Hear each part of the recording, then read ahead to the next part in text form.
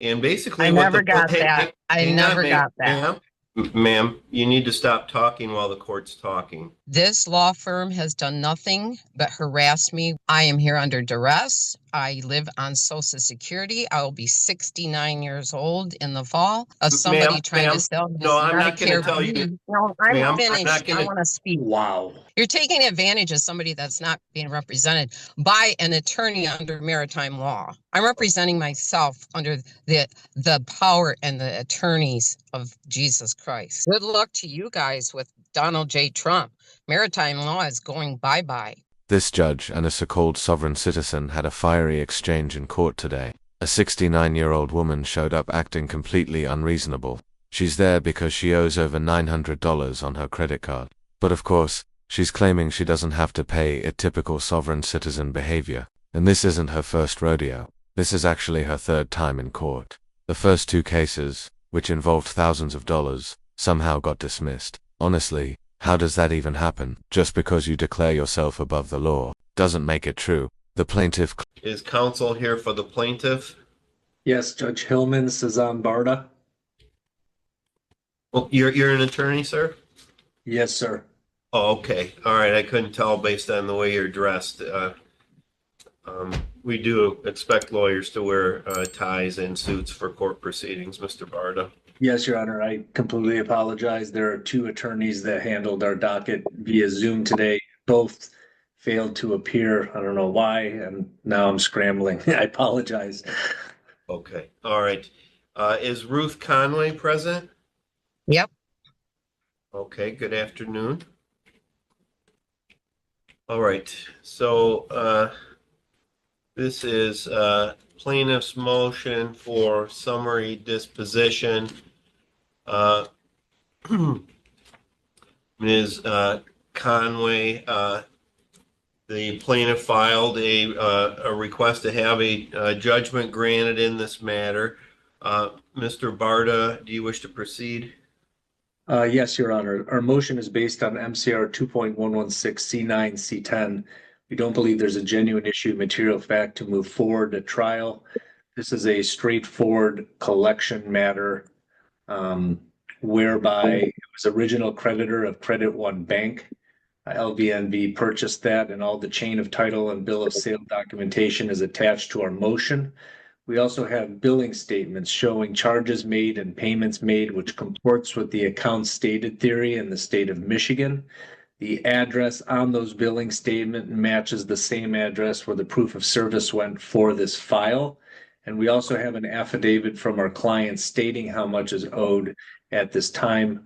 Defendant not only failed to file a response to our motion for summary disposition, but also failed to file a counter affidavit, which is required by court rule. And even looking at her answer, all she states is she doesn't believe that this is her debt. I believe that plaintiff has provided proof and has established that this account was the defendant's, and I don't believe there's been there hasn't been a defense raised to be able to prevail at this time. Plaintiff respectfully requests that our motion for summary disposition be granted. Okay. All right, Ms. Conway.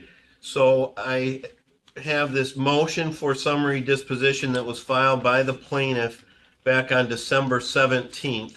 I don't have any written response that was filed by you. I see you're holding up some kind of a receipt. I don't know what that's a receipt for, but we did receive your answer to the complaint. What date is on that receipt that you're holding up, ma'am? October 29th. Okay, so I think you're referring to your answer to the complaint that you filed in this matter, which was dated, let's see, which is dated October 28th. So I'm guessing that what you're holding up is verification that you filed an answer to the complaint. However, there was a motion for summary disposition, and basically I never got that. I never got that. clearly has her address on file, so there's no way she didn't receive the notice. Mail doesn't just vanish unless your mailbox is sitting in a black hole. At 69 years old, shouldn't she know better? Dodging legal notices like she's in some spy movie isn't going to cut it. The law assumes that if something is mailed to your last known address, it's considered delivered. It's called the mailbox rule, unless she's suggesting the postal service is targeting her personally. Her excuse doesn't hold up. And let's talk about her defense. She claims she has kids, grandkids, no job. Ma'am, hang on. You need to listen while the court's talking, and then I'll give you an opportunity to talk afterwards. So there was a motion for summary disposition. That's a request for a judgment, and it has an affidavit attached to it, and it has bills showing that you had a Credit One credit card and that you had made certain charges. It looks like there's charges to Meyer and Mason. There's charges to the city of Mason on the credit card, Dollar Tree, and Celebration Cinema. And what the plaintiff has indicated is that that Credit One account was purchased by LVNV funding, the plaintiff in this case, and that based on the fact that you had used the credit card and you had made payments on the credit card under Michigan law, that's a cause of action for account stated, and you would have an obligation to file an affidavit indicating that those were not your charges and you did not have an account with Credit One, and you've not filed that. Is there anything you would like to tell the court, ma'am? This is the time for you to make your response. Okay, I'm making this statement. I am here under duress. I have formally put in a formal complaint to the Consumers Finance Protection Bureau. I don't know who LVNV Funding is. I have never heard of them in my entire life. This law firm has done nothing but harass me with document after document. I had 3 collection agencies approach me on this matter. I contacted the other 2, told them exactly the same thing I told this firm, but this firm has continued to harass me. I have made that formal complaint to the Consumers Finance Protection. Whether they protect me or a loaning institute is another story. I am here under duress. I live on Social Security. I will be 69 years old in the fall, and I do not have a job. I do not work. I have 14 grandchildren. I'm a mother of 5, and 2 of them are veterans of the United States military. I help with my 14 grandchildren. So I don't have a job. I will collect Social Security. Okay, let me ask you this. Did you have a credit card at Credit One? I do not ever recall having a credit card from any place. And therefore shouldn't have to pay. That doesn't magically wipe away her responsibilities. Credit card companies don't care where the money comes from as long as it's paid back. She's probably living on Social Security and other credit cards, but that doesn't make her exempt. Things take a strange turn when she suddenly tries to bring up politics. Crying about Donald Trump, what does that have to do with her case? Absolutely nothing. The law isn't something you can pick and choose to follow. If you take out a credit card, use it, and don't pay it.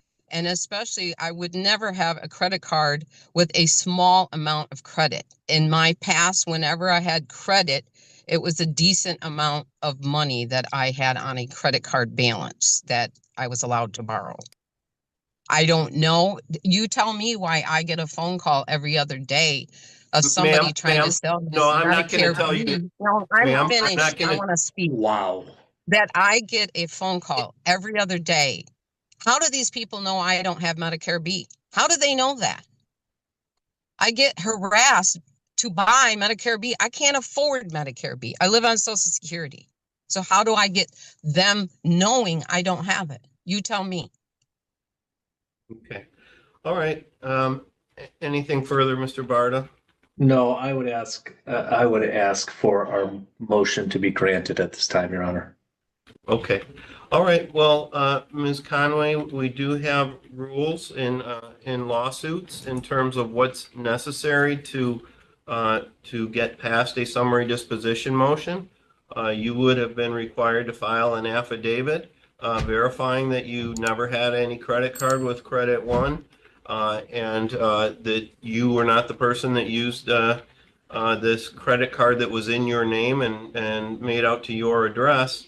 And Excuse me, but I was never asked. I was never asked by the court or received a document telling me I needed to do that.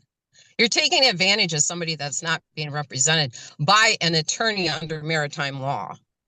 I'm representing myself under the power and the attorneys of Jesus Christ. Okay, all right, thank you, ma'am.